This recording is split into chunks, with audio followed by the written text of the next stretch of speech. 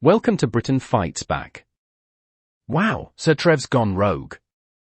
We're all used to Trevor Phillips, from Sky News, giving his opinionated take on the current affairs, in his calm, but gritty style, and weaseling facts out of scumbag politicians.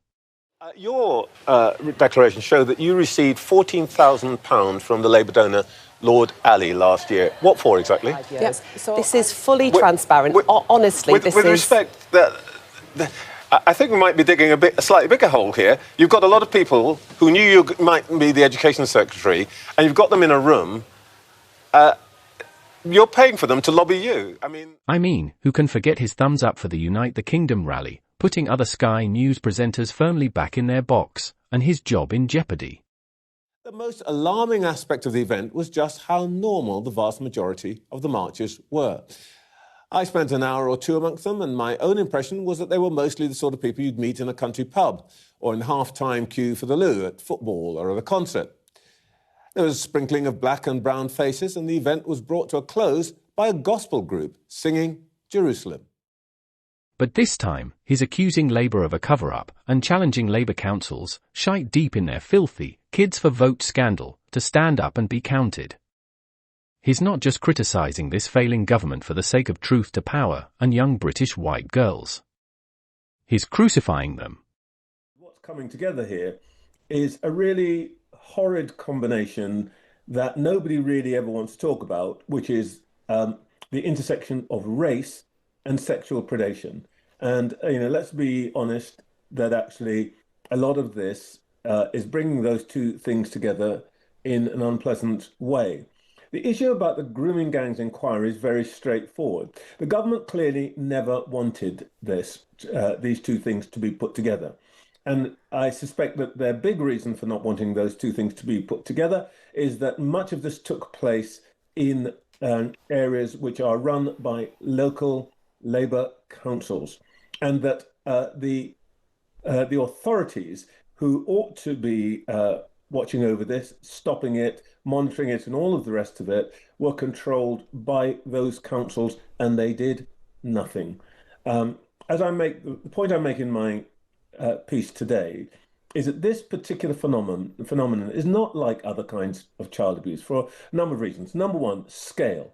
Most, child abuse rings, even the big ones, you're talking about a few children, maybe a dozen. Here, we're talking about tens of thousands. This is industrial. Secondly, the issue about who the children are. This is a horrible way to put it. You kindly said I'd been at this a long time. I'm afraid much longer than you think. I won a Royal Television Society award for a film on paedophiles back in 1988, 37 years ago. It was the first award I ever won. And the reason I had to spend a week sitting interviewing paedophiles in a darkened room. It's one of the most loathsome experiences of my life, but I learnt some things. One of them is that they do two things. One is they choose children for quote unquote aesthetic reasons.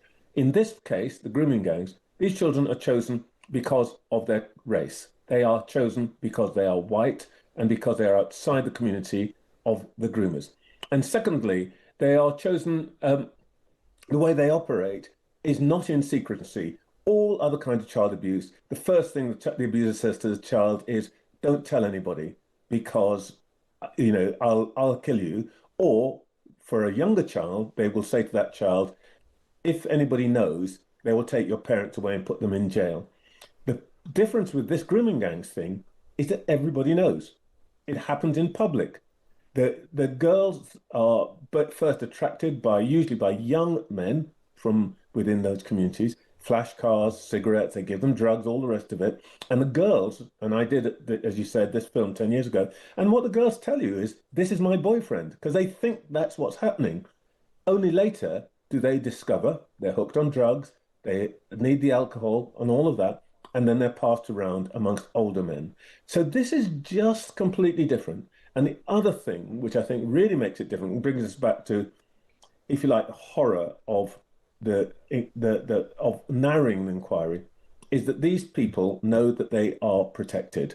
they're protected politically, they're protected by social workers, they're protected by local police, because everybody says we don't want to ramp up tensions in the community, and these girls, partly their own fault. That is the scandal here, and that's the thing I think that I wanted to bring out, because Yeah. it's I'm beginning to get around somehow that actually, oh, this is no different to anything else. It could not be more different. Big up, Big Trev, we salute you. I look forward to reading your comments below. Please like and subscribe if you found value in my report. But for now I'll just say, stay calm, stay safe, and we'll chat again soon.